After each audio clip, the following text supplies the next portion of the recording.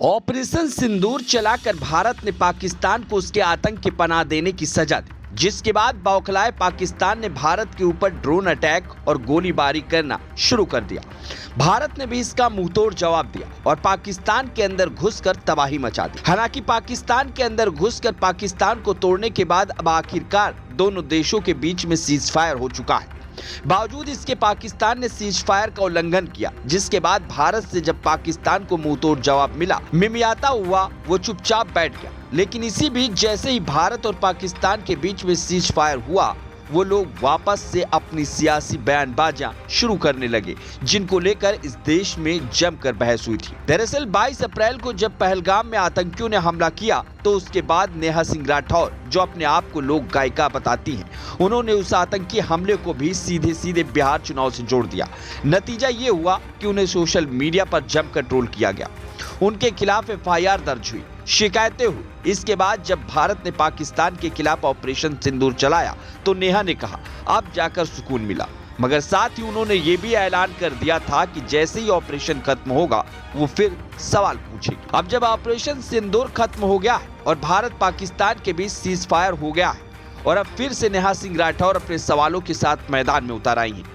इस बार उन्होंने social media पर एक वीडियो पोस्ट करते हुए कहा कि आतंकवादी न मारे गए, न उनका सिर आया, तो क्या गारंटी है कि दोबारा हमला नहीं होगा। साथ ही उन्होंने ये भी लिखा कि 26 लोगों की हत्या का बदला लेने में हमने 21 लोगों की जान और गंवा दी। इसकी जिम्मेदारी कौन लेगा? सीज फायर की घोषणा के बाद मुझे फिर से उसी सवाल पर लौटना पड़ रहा है कि पहलगाम हमला किसकी चूक से हुआ।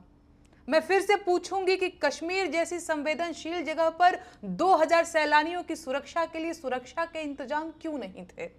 आतंकवादी न पकड़े गए, न ही उनका सिर आया, तो क्या गारंटी है कि दोबारा हमला नहीं होगा?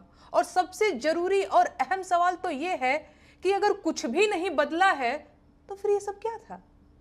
26 हत्याओं का बदला लेने की कोशिश में हमने 21 जानें और गंवाई। इसका जिम्मेदार कौन है? और प्लीज अब ये मत कह दीजिएगा कि सवाल पूछने का ये सही वक्त नहीं है। नेहा, आपको बता दें कि भारत और पाकिस्तान के बीच बढ़ते तनाव के दौरान 10 मई शाम 5 बजे से सीज फायर का ऐलान हुआ था, लेकिन इसके कुछ ही घंटे बाद पाकिस्तान ने फिर से अपना वही दोहरा असली चेहरा दिखाया।